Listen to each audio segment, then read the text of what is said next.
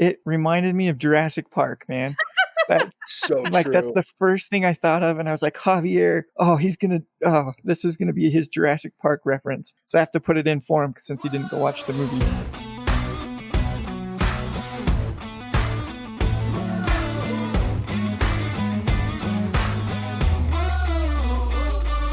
Welcome to the What's Our Verdict podcast, where we fashion ourselves cinematic judge and jury. My name is JJ Crowder. I'm here with my co-host, Ian Anderson. Some shit. And our returning guest host, Casey Ridge. Sorry for the swears. All right, so do you guys ever find yourself wondering if you should spend the time, money, or both on a movie? We're here to answer that question for you. Each week we put on a movie on trial, discuss the facts, pass judgment, and let you know our verdict. We do appreciate your help growing the podcast by hitting that follow or subscribe button. Tell a friend. You can also go and check out our website and subscribe to our email list for exclusive content and updates. So today we're reviewing The New Mutants. It was released August 28th, 2020. It was directed by Josh Boone, written by Josh Boone and Nate Lee. It stars Blue Hunt, Maisie Williams, Anya Taylor-Joy, Charlie Heaton, Henry Zaga, and Alice Braga. The New Mutants, just discovering their abilities while held in a secret facility against their will, fight to escape their past sins and save themselves. So again, just reiterate, if you hadn't listened in a while or if this is your first time with us, with new movies, we're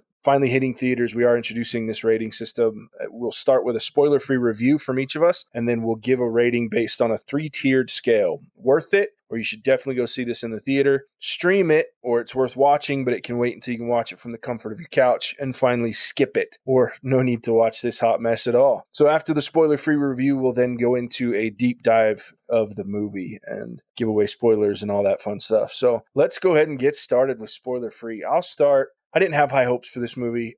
Anybody that knows me knows that I'm not a fan of Fox X-Men movies. There's been one, technically two, if you count Logan, that I've liked or even tolerated, to be honest. This was not one of them. I didn't love this movie. I struggled with it. The good part about it is there were some great visuals to this movie. The animation, the computer graphics, those effects were amazing. There were some really great shots in this from that. There were some cases of really good acting, some good cases of decent acting, some cases of really bad acting. There was some crap dialogue. There was a lot of things wrong in this movie. It didn't really know what it wanted to be, so it tried to be a little bit of everything, and I just really struggled with it. So not my favorite movie. If you're just looking for a good weak jump scare, if you really like the Mutant X-Men world within that, you can go check this movie out.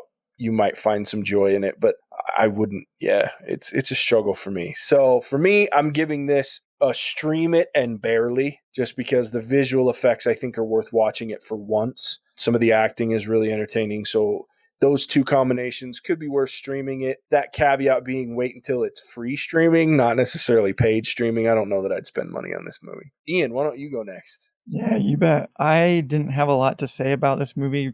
I didn't know what it would be, or other than there's mutants, so there's going to be, mutant powers. And after seeing it, I feel like I have less to say about it because it was just not my cup of tea. I thought I wouldn't call it like a twist, but like the punchline of what was all going on was kind of interesting to me. I liked how they kind of slowly explained some of the different powers that these new mutants have. But other than that, yeah, the visuals were kind of cool. It just kind of fell flat for me. There's a lot of things I didn't like. So I'm going to go with a skip it. I've already told my family members, like, don't bother. So I'm already telling people to skip it, so I think I have to say skip it here. That's fair. Casey. I was so bored, I fell asleep. Skip it. That's your spoiler free right there, huh? I like it. More than once, Nice. fell asleep. Short, sweet, to the point. Cool. That's spoiler free. I love it. That's why we keep her around, because that's the clearest review you'll ever get. So let's dive in. Spoiler. So if you haven't seen this movie already and you are going to go out and see it in the theater, or if you're listening to this later on, you're going to wait and stream it, go watch it now, come back, pick up where you left off, because we're about to spoil the shit out of this thing. So this movie starts off in a way that I just hate. And this is across the board. It's not specifically this movie, but the fact that there's this narration going on of, my father told me a Native American legend about 2 bears each one of us has inside, a good bear and a bad bear. And I'm like, I really hate that kind of intro. To me, that's like the laziest form of writing. There have been a few movies that have done okay at it, but I can't think off the top of my head of a movie that's done that well. It just, to me, means that you don't have an interesting story if you have to lead in that way. I have one. What is it? Lego Batman. Fair enough. But that's because it's the yeah. White. Best lead-in intro ever. That's true. First thing is just black screen. That is good. But when it comes to, that's the first thing you see is it's a black screen with some snow, right? And then it cuts in and there's just this town being destroyed, lots of explosions. That's cool. The visuals are interesting, but it just starts with this story of her dad telling her a legend of her people about two bears, one that's good and it holds all the good of people and one's bad. And then it cuts to her running through the woods or her dad waking her up, right, and running away. So this is your first introduction to Danny, the main character or main protagonist, if you will. But what did you guys think? Was there a reason for the snow? Like, I know that as this thing keeps coming, there's snow, but I didn't really get why there was snow. Is there a reason? I think I think it was so that they could make the excuse that it was a tornado, and somehow in the writer's mind, snow equals hail and somehow leads to a tornado because it's extreme weather changing. But no. Okay. Yeah, sorry. I just didn't get that part. There's a lot of things in this movie that I felt like could have been tossed out. Like your intro, I feel like they should have just started the movie like they did. That's what I'm saying. Leave the story out of it. You know what I mean? You can weave that. And I realize it's integral to the whole reason that the big quote unquote villain or what's haunting them has to do with that story, but you can weave it within the story without this blatant drop of the line at the beginning. Or to make it better, you just only have the intro and skip the rest of the fucking movie. I could have gotten an hour and a half of my life back.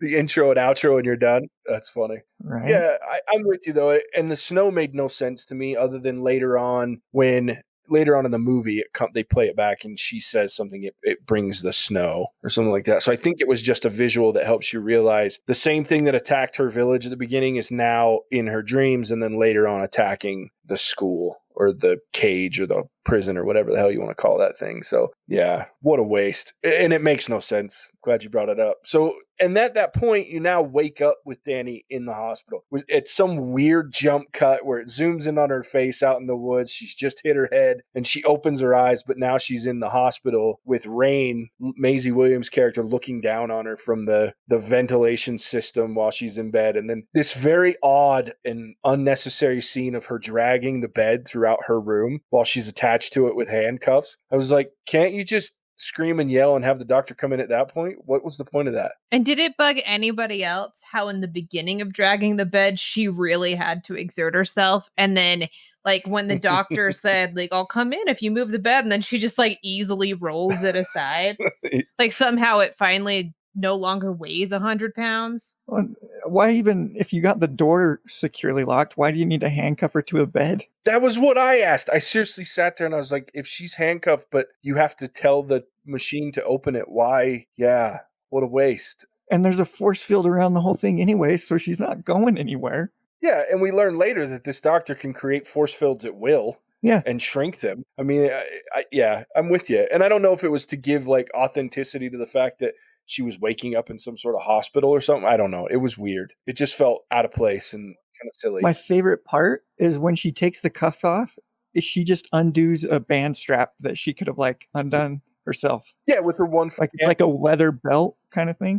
Anyways. I suppose that you're right. Yeah, that was the first thing I thought was, why doesn't she just reach over and unlatch it herself? It did show, to be fair, it did show some sort of mechanical thing on it. Oh, did and it? Then you heard when the doctor lady undoes it, you hear a mechanical click like you do with the doors. So to be fair, there really was some sort of mechanism that the doctor. Okay, I completely missed that. Yeah. Good catch. Yeah. So, and then they go through this big spiel of, you're here because my superior can trace new mutants and you know what mutants are. And then we're introduced at that point to her fellow patients, as they call them. And so at this point, we'll go through them. So you have Maisie Williams, who plays the character of Wolfsbane, and we have the actor Blue Hunt is Danny. Then you have Maisie Williams, who is Wolfsbane. Anya Taylor-Joy, who is Ileana, and she is her mutant name is Magic. And they subtly drop these names, but they don't actually call them that throughout the movie. But her name is Magic. And then you have Charlie Heaton, who from Stranger Things, and he plays Cannonball. He's the guy that's flying around attached to the chain. And then Henry Zaga plays Roberto, and he is Sunspot. And he lights himself on fire later on in the movie. And then Alice Braga, and I don't know her mutant name. I think she was made up for this movie because I don't recognize her, but I didn't follow the New Mutants very much in my comic book life. But those introduced through a therapy session, and then you get their lovely personalities. Wait, who is that one you thought was made up? The Doctor. Oh, okay. I don't know that she's That's how actually forgettable this movie is. Yeah, I don't. Yeah, I don't know that she's an actual comic book character. I think she may have been made up because I tried to do some research and couldn't find anything, but I didn't do that much research because I didn't feel this movie was worth that much research. Ain't that the truth? But I did find, here's where you're introduced to these characters and the acting starts to come out. So I thoroughly love Maisie Williams. I was invested in her story of her first time realizing that she could change into a wolf, which is a little different from the comics, but she changes into this wolf and mauls her priest after he calls her a witch and, beats her half to death, she says. And so I was really intrigued by that story, but then I was pulled out just as quickly by Anya Taylor-Joy or Magic being a bitch the whole movie. And it wasn't even like an interesting bitch until the end. She was just weird bitch to me. And I don't know, maybe that's just me. I loved her. Oh, did you? Yeah. Yeah, she annoyed me for most of the movie. Because, and this is giving away a lot. Like, you could tell, and maybe it's because I have some experience in this area, like you could tell that there was like a victim that was living inside of her, that she had this bitch facade going on. And she probably was a bitch and she was mad at the world because she doesn't really give a shit. But deep down, like, I think she played that extremely well because she was hiding this victim. And you see it later on as her little weird smiley face alien guys come out, that she was this victim of something really fucking heinous. But I thought she played that extremely well. Yeah, they definitely gave each of them some kind of heavy beginnings. Like all of them have killed somebody. They Magic killed like 18 people. Cannonball, or I can't remember. I can't remember any of their names. Charlie.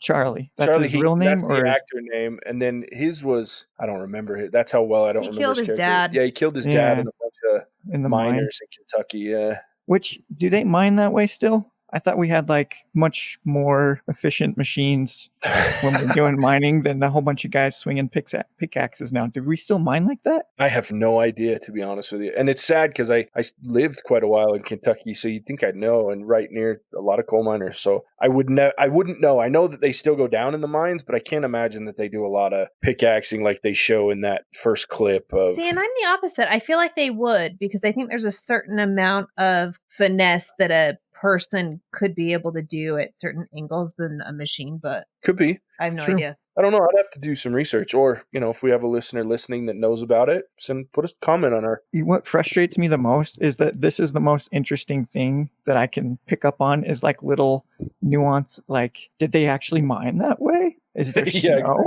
Like, these are all stupid things to be talking about, but that's kind of what this movie left us with. Well, and I'll give him credit. Charlie Heaton played this character. I liked him a lot in this movie. I thought his accent for a British kid, he's a British guy, and he pulled that Kentucky accent off very well. I was very impressed. And I've said this on the podcast before. People that try Southern accents, a lot of times they fail miserably, and his was pretty brilliant, down to the lisp and everything. Like, I was pretty impressed by him. And then he played the emotions very well. He was, to me, one of the more believable characters in the show. So I can see that. But I'll tell you who wasn't. Oh my God, I hated her so much. The lead actress, the main girl. Terrible. Yeah, at least in this movie. I've never seen her in anything else. I don't know if this is her first movie, but her name's Blue Hunt, and she was not good, in my opinion. I spent like 20 minutes, literally 20 minutes thinking about? So there's a scene where the bitch is talking to the terrible actress that is the main character, and she makes her think that she can get it out. She makes her run as fast as she can into this force field, and then the dumbass runs as fast as she can into the force field because she trusts some bitch, hits it fully head on. And was anybody else bothered by the bloody nose? So she had like 2 little droplets of blood in her nose when she first wakes up from this giant smash into the wall. Then she rubs the blood away with her hand and it stays away. And then like 2 minutes later, she stands up and it's bleeding like hell again. And it's not even 2 minutes. It's when she climbs up into the clock tower and talks to Maisie's character. Now, what the fuck kind of bloody nose is that? Yeah, I did notice it both times, and it I bothered did me. too. I've been kicked in the face with a soccer ball and it bled for like 2 days. Yeah.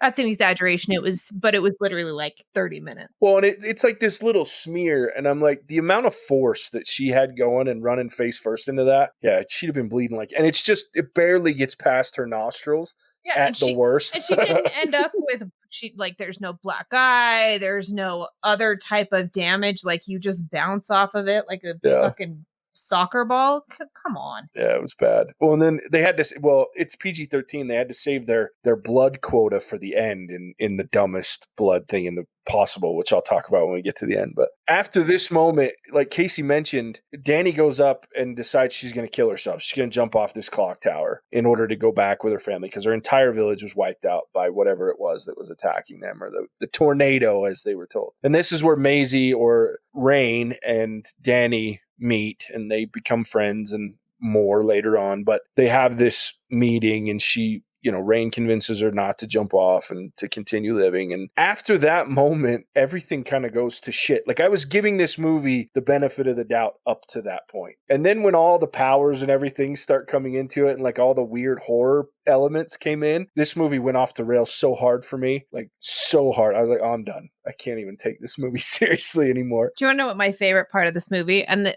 this happens around this time. So it's about this time-ish. Maybe you go a little bit further to find out that Maisie's character and the main character are eventually become lesbians and some sort of like same-sex couple. Right. Yeah. Totally cool with that. But my favorite part of this movie was before any of that happened, they're all in like this game room and Maisie's character is watching Buffy the Vampire Slayer when the 2 witches are like finally getting together and kissing. And I'm like, yes, she's watching some lesbian loving. Like, that's not a dead giveaway. But yeah, and I was more proud of myself because I could name the situation and the TV show that she was watching. And that was my favorite part in this second time watching this movie, because I had to watch it with Casey as well. And it was my favorite part because she literally laughed out loud in the theater because she recognized Buffy the Vampire Slayer on TV during this movie.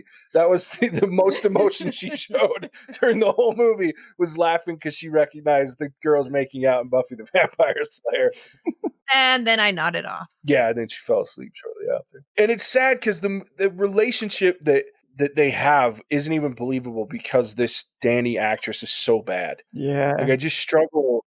And Maisie's so good, so it's so pronounced how bad the main actress is because she's acting against this amazing actress. And so you're just like watching it going, oh my good God, it's bad. And yeah. I thought that, so JJ had some issues and felt like the relationship was forced. Mm-hmm. I do. I had less of an issue because there were lots of little stolen moments that as a girl and being a young girl at one age, like I could recognize those little moments of flirting within something that I have done before. So I recognized that, and it was subtle, but it was the groundwork of these 2 girls kind of playing back and forth. So I had less of an issue when all of that came about. Like, I felt like it was right. I mean, you've got these mutants that are locked up in this hospital for God knows how long with nobody like them, right? And I think it's that first little time that your flirtation is given back to you. Sure. So I felt like it was a lot more believable, but I agree with you. It was on Maisie's end and not on the main actress. The main actress just, she caused it to feel a little bit because her acting is so terrible. But Maisie is who does that groundwork with all of her little stolen glances and all of her little giggles and whatever it is. So anyway, that's my take on it. No, and I mean, I can see where you're coming from. For me, it just, and maybe I'm glad on your insight on that because I don't catch that stuff. Like, I caught Maisie's, and that's partly because because, again, she's a great actress. So I got what she was doing. It was never hidden what she was doing. But for me, watching like the lead up to, they have this first kiss, right? Which is a good spot because we're kind of almost to that point. They have this first kiss outside with the rain falling on the bubble, the dome, which was another cool visual in this movie. The rain hitting that dome was pretty badass looking. And then they have this kiss, and in my brain I went, whoa, like I get that Maisie's got a crush, and that's cool. But then this relationship, to me, at least from Danny's point of view, was like, I was like, where the hell did this, because she initiates the kiss. And I'm like, where the hell did that come from? Like, I didn't see her reciprocating that at all. Now, I knew it was coming because it was pretty obvious. And I guess that it's those two things. It didn't feel like they put enough work in for me for that relationship to have developed to that point for one side. The other piece of that is it was so clunky in the writing and the dialogue that I knew it was coming. So though both of those, that's where it felt forced to me. I have to wonder how much they were pushing to get the main girl. And honestly, like, her name's not even worth me remembering. So Danny. Yeah. I have to wonder how many times they tried to push her to get some of that background, but because she is not the level of actor that Maisie is, I mean, Maisie is phenomenal. And I think she's able to kind of do some of those subtle things. I don't know that the actress who they made the mistake of hiring as the main role was capable of doing some of that backstory. So I have to wonder how much of her acting and her buildup and backstory ended up on the cutting room floor because it was so bad. Could be. I see that. But would this not have been more interesting? Because now you talk about like the dome that's over this prison and there's like these people trying to get out. How much more interesting would it have been had this been like a Hunger Games scenario with that bitchin' ass dome? Oh yeah, that would have been cool. Because again, this is how interesting this movie is. So you have to make up your own storylines. Oh God, yeah. Yeah. Put a cornucopia in there. I like that. Like I said, at this point, the movie kind of is off the rails, right? So you have this initial weird moment where Danny's asleep and the doctor's watching like her biometrics through some really high-tech camera that it's like an X-ray vision camera that you can see this psionic energy going through her. And then Cannonball and Sunspot are in the laundry room, and all of a sudden there's a loud noise. The washing machine's freaking out, and Cannonball goes up to it, and he ends up launching himself into the wall, wrecks the washing machine. So that's the first one. And then you go into these series of almost seemingly paranormal events. Well, and let's also not skim over the fact that, like, in the midst of this washer tumbling, the dude's looking in it, and that's how you get his backstory, because it's sort of like, here, this is what actually happened. And it's the same thing with everybody else. Like, they force their backstory on you, not through good dialogue, not through good sequences. That's what I felt like was forced. The only one that I think did well with the backstory, again, was the bitchy chick, because for me, hers was the most interesting backstory to go through, because her reaction to everything that was going on felt so real, and it felt like something that a victim of this trauma would do.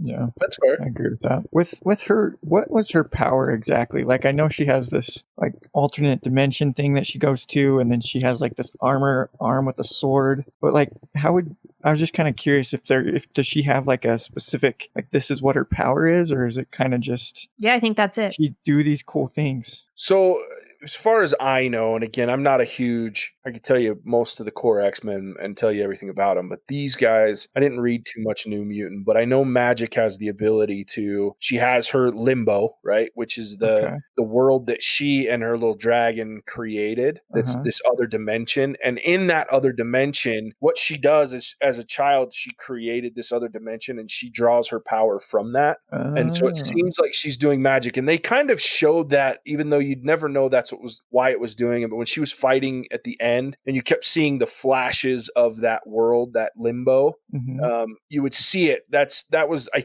think, their really sad attempt, of them showing that she needed that world to continue to have that power. And when she wasn't able to get to that world at the end of the fight, which is why everything stopped glowing, and she would just had that arm and the sword. And interesting. And Lockheed was just a stuffed animal again. So see, I like that I can ask these questions because like the backstory and the comic versions a lot more. So yeah, I will say I would love to have that stuffed animal, that little hand puppet, because he was adorable. Yeah, Lockheed was cool. And even when he was real life, he was goddamn adorable. Yeah, he was really cute. I did like when she's like, "How you doing, Lockheed?" And he got all pissed and like looked at her and then blew fire out and then got off and they attacked again. I thought that was cool. Well, and how creepy was it when she figured out, because she's the one that figured out what what Danny's Mhm. power was before everybody else. And like it's the dragon that does this creepy ass little voice that she makes him do. Like It's her. I mean, so to me, that's why I would almost say I as much as I love Maisie, I loved that actress in that role more.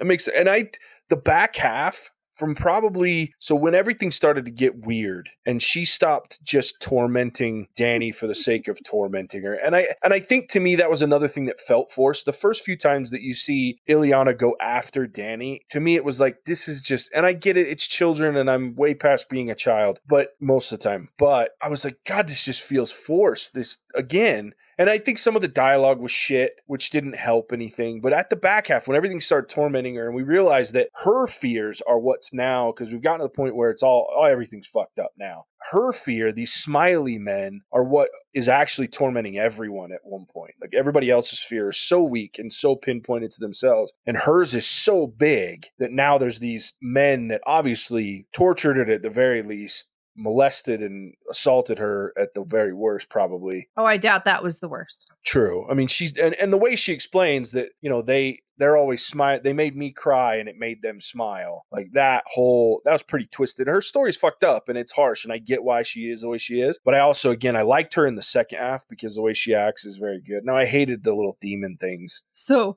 once Maisie stops being interesting, she suddenly started being interesting. Fair enough. So you had to switch to get like at least a glimmer of interesting. Yeah. That's what we did. The dialogue is so bad at so many points. I mean, I know that you hated her and I know that she was a bitch. Like, and I think like if once you get to the end, she ends up seeing her personnel file or her hospital file, and it speaks to her mental capacity, or maybe it's her, how would you say it? Her absolute lack of caring toward human beings or people in general, because they said she would be perfect for the program because she didn't give a shit. Yeah, she has a disdain for human life. So I mean, I think when you are a scared little girl trying to put on a big face of I'm okay, she wasn't happy, but she was okay. So she's acting out in any way possible. Yeah. She also was very proud that she was the strongest one there, and that made her feel good. And it was probably the only thing that she was holding on to be okay. I mean, there's some deep thoughts for a really shitty movie, but yeah. So to me, it was. I guess. No, I get what you're saying. And I don't disagree. I think the person that, to me, that they glossed over way too much was Roberto and Sunspot's character. Because all he did was wash dishes the whole time. Yeah, well, that, like, sexually harassed the girls. Yeah. Literally, all you saw him do was having headphones on, dancing while washing dishes. Yeah, and he's got an interesting story. I mean, it's been told a million times, but this guy that's coming of age, and now all he wants to do, he's so hypersexual because he doesn't have experience. Because he can't, because the last time he tried, he killed someone, right? So I felt like they just glossed over, and they made him such a douche for most of the movie. Like the first thing he says to Danny is, "Oh, she a nymphomaniac? I hope so." I'm like, oh my God, what a dumb. And I realized 16-year-old kids will say stupid shit like that, but it was so bad. I was like, man, are you kidding me right now? Sam, that's the other guy's character. Just Sam, okay.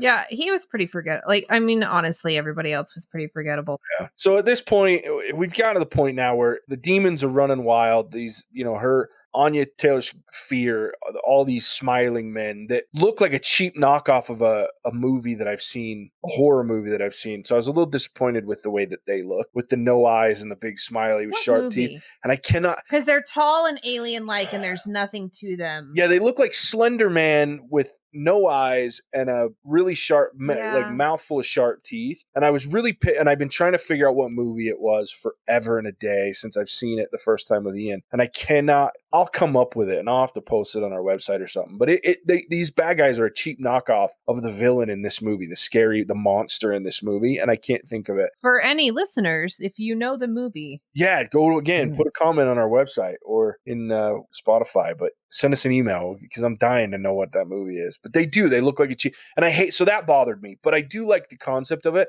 And this is where some of the visuals just go out of control really good. So when Sam is in the hallway and he's with Magic and they're fighting and she freaks out, and he says, do something. And she just disappears to limbo on him, which was probably the funniest part. And he just goes, what the fuck? He's like, are you serious right now? And then this guy who's afraid of his power because it's so powerful just zooms through this hall. And just, you see pieces of these assholes laying in the hallway. And they're still on his little colorful fire. I was like, that's such a bitch. And the whole hall's just torn up. I was like, that's a bitchin' visual right there. Him exploding down that hall. And then Sunspot, he loses his shit in the pool. And his visual is really badass because when he's just on fire and he looks like a demon and his eyes glow. And then he figures out how to control it a little bit. So later you see him trying to get out of the building. He's banging on the wall and his face is on fire and his arms are on fire every time he hits the force field in the building.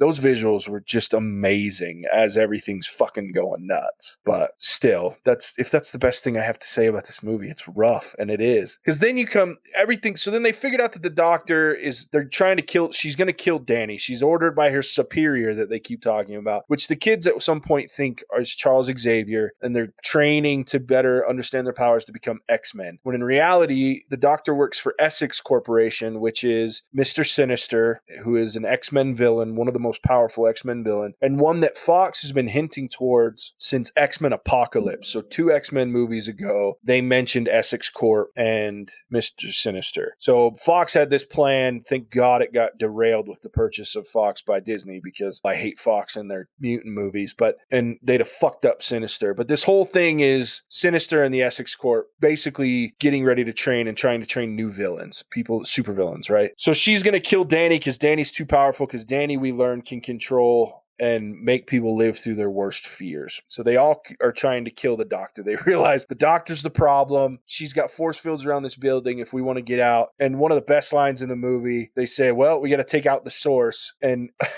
Anya Taylor-Scott's character just goes, let's kill the bitch. Yeah. And so they go hunting her using Rain's ability to sniff as a dog or a wolf. And they find her in the room, and then there's a confrontation where she bubbles them all up. And she's fucked up because Rain saves Danny, just tears holes, which I also was like, it looked like she was bleeding out from a gut wound. And when you watch it, she only scratches her face and her chest. So I was like, where the fuck did she get this gaping stomach wound that she's bleeding all over the place from? Well, and the way that she attacks, it looks like she, like, if you've ever seen people like mix up a salad using tongs and they just kind of push them down the side of a bowl and then pull it up and then continue to repeat that. That's literally how this dog attacked. And this is a wolf, right? Yeah. I mean, do them the service of at least making them as badass as they are. And was anybody else bothered by the constant reminder that vets somehow kill dogs? And like her constant stories about how her mom was a vet, and sometimes it's just time to put them down. Go fuck yourself. Now while she's killing this 16-year-old girl who's too powerful. Okay. Well, I have less of an issue with that. I had more of the issue of talking about killing a dog. Yeah, you're using that. Yeah, we got to put you down like I would to any fucking animal out there. Oh, like you bitch.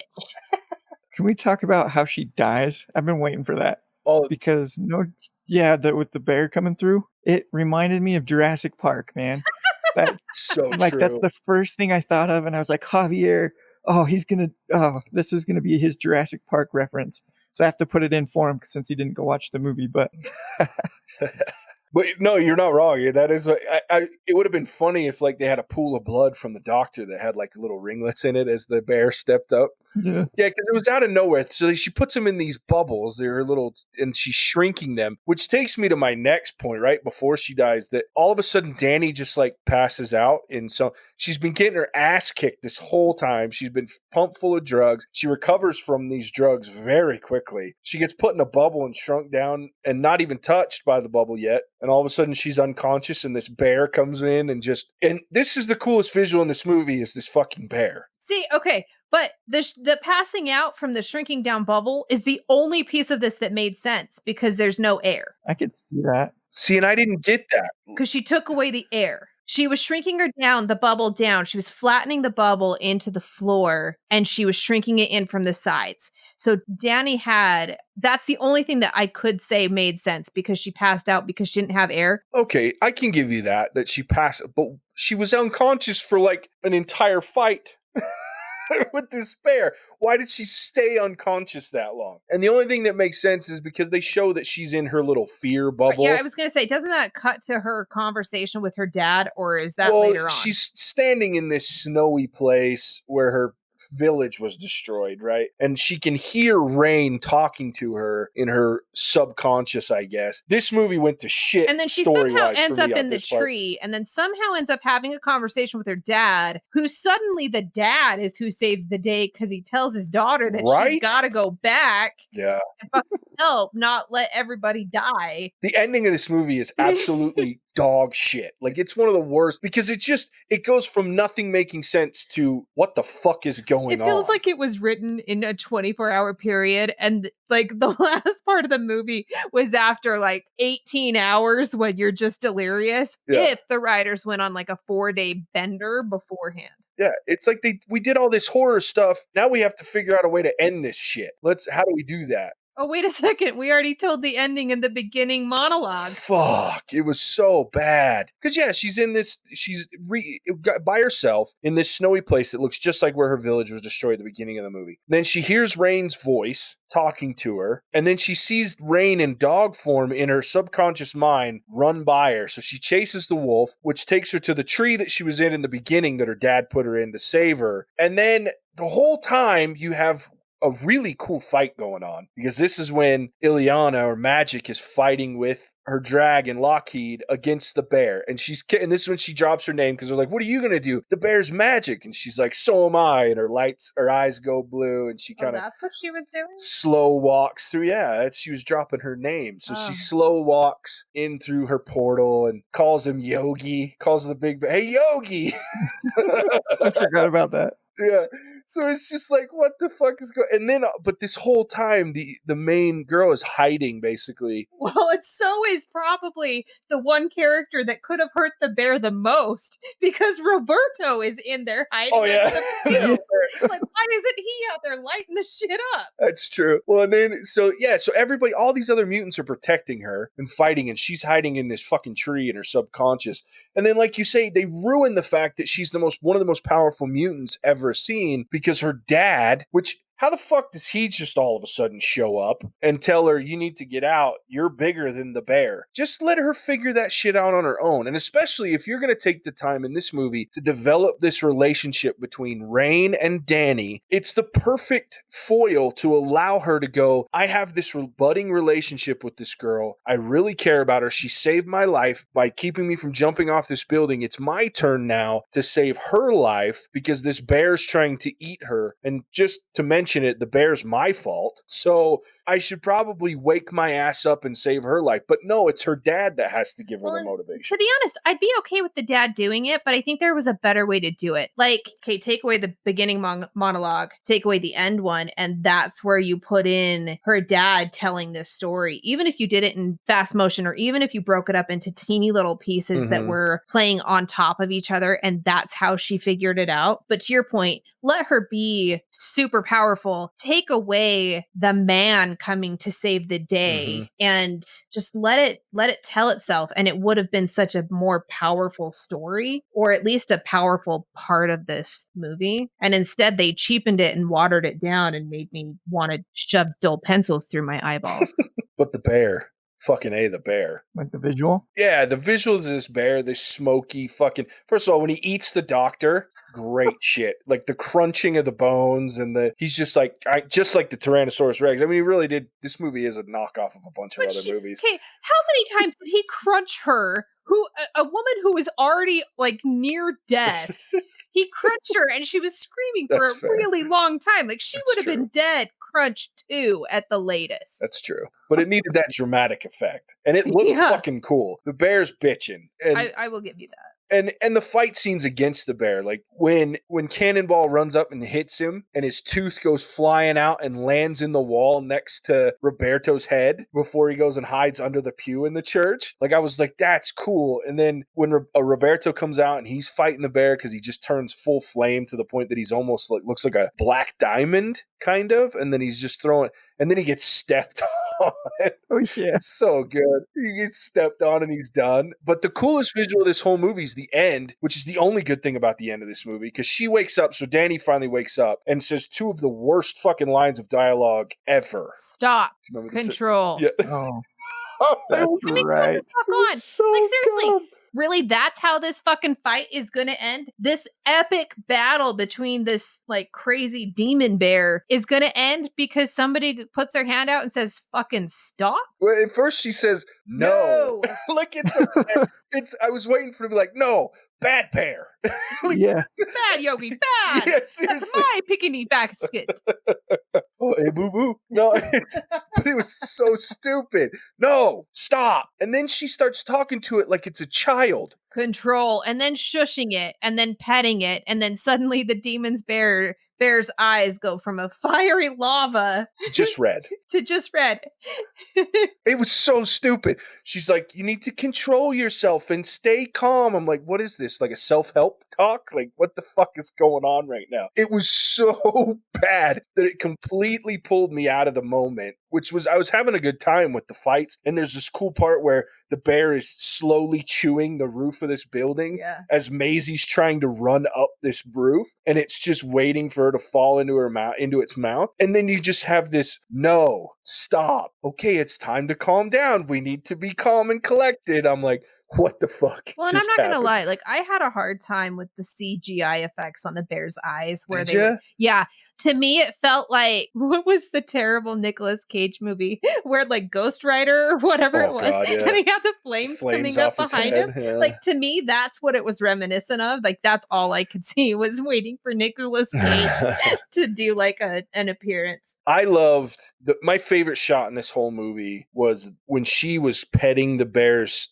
snout and it was calming down and the flames on its eyes, like you were talking about, was going back to just a normal bright glowing red. I say normal, and all you can see is this, and the whole screen is full of this giant bear face, and it's not black and demon looking anymore. It looks like a brown bear, and she's kind of hugging its snout, its nose a little bit, and the eyes have calmed down to where they're just red. But all you see is this giant bear face and this little girl standing in front of this bear. And once she shut the fuck up and she was just petting it, I was like, that's a fucking bitchin' visual. That image is so cool to me that I was like, that's the only thing worth watching in this movie. Because coincidentally, it was also the best acting we saw from her. True. Yeah. Besides Sam yelling at Roberto, what are you doing? Nut up. There was nothing else worth watching this movie for. So bad. All right, we ready to rate this thing? Let's do it. I've been surprised how much we could talk about this movie because I can't remember most of it. I know, we did talk a lot about it. We talked a lot about how shitty it was. Yeah. We talked a lot of shit on this movie. But it was an entertaining talking shit, that's for sure. I'd rather watch somebody. Never mind. I'll save this for my review. There you go. Well, why don't you kick us off then? Okay, what's the scale again? 0 to 5. 0 being absolute dog shit, and then 5 being just a masterpiece. I'm going to put it as a 0. Wow. Because I would literally rather watch somebody take put some dog shit in a bag and light it on fire on my front porch where I would have to clean it up than watch this movie again. Ian. I need Matt in here to tell me if I've ever rated a movie at 0 before. I'm kind of curious. You rated She Dies Tomorrow a 0. Because Oh, I did. They didn't. Oh, Gave it man. 5. You 3 gave it a 0. If that's the case, I'll give it a 0.5 because I would rather watch this than watch She Dies Tomorrow again. Because that was, at least this one had entertaining visuals and like a couple actors that were on point. But overall, yeah, it's just skip this one. At 0.5, will not watch again. I wish they didn't make it. It's bad. Like I said, visually, there are some stunning parts. There are some great acting, but vast majority of this movie is bad. The acting's bad. The dialogue's crap. So many things don't make sense. It's an hour and 36 minutes long. It could have been an hour and 10 minutes long and made more sense because you would have cut out a bunch of shit that didn't make sense. Casey's giving me they could have been 10 minutes long and would have been more better movie. I'm kind of with Ian. I gave a 0.5 to She Dies Tomorrow. That's my new pretty much bottom of the barrel at this point. Like it's got to be really, really, really, real dog shit for me to give a 0. So I will give this movie a 1. I'm with Ian. I could be told to skip it, but again, if you're looking for some fun visuals, just a mindless movie, stream it when it's free. But other than that, I'll never watch it again. It was bad. I already watched it twice, unfortunately. Thanks, Javier and Madsen. I appreciate that. So, because it is their fault. I felt dumber after watching it. It's bad. All right. Well, that's our review. Casey, thanks for joining us for this movie. Oh, you're welcome. Yeah, we owe you. Yes, you do. So go check this movie out or don't by our recommendation. And we appreciate you joining us. Before I let you go, let's tell you where you can find us. Spotify, Apple Podcasts, Google Podcasts, Stitcher, Podchaser, all of them. Anywhere fine podcasts are found, go check us out. You can also check us out at our website, whatsourverdict.com, where you can listen to all of our episodes, sign up for exclusive content, updates, different things like that. You can vote on movies that you may want us to watch on future episodes as well. Just communicate with us, leave comments. $10 gift card if somebody can name the movie where those smiley face guys come from. Look at that. Get them.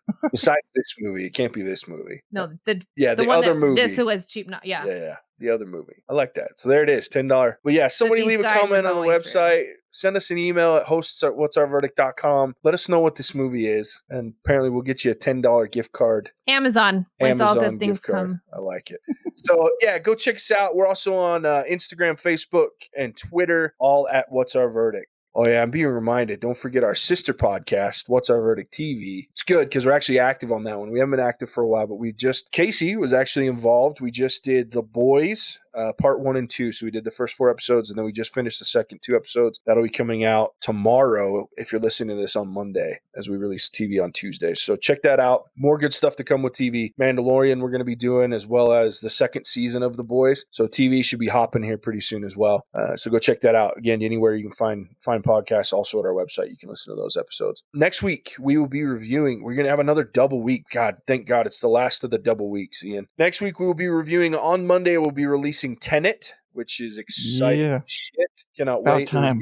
Reviews came out today, and I'm really having a hard time not reading them, but I'm waiting because we're going on Monday. So Casey and I are going to see it on Monday, so I'm just tickled pink to review that one. And then on Tuesday next week, we're releasing Mulan. So we're going to be reviewing Mulan. It's streaming Disney+, so we're going to be doing that one as well. So keep an eye out for those 2 next week.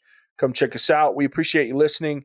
Give us a follow. Reach out to us. We'd love to hear from you, and we appreciate you stopping in. We'll catch you on the next one. Bye-bye now. Yes! That's for Javier. Casey always hates it when there's no bye-bye now. I know. I was going to have to do it if you didn't. Yeah, so I'll just close this with a cinemagic out. Sweet.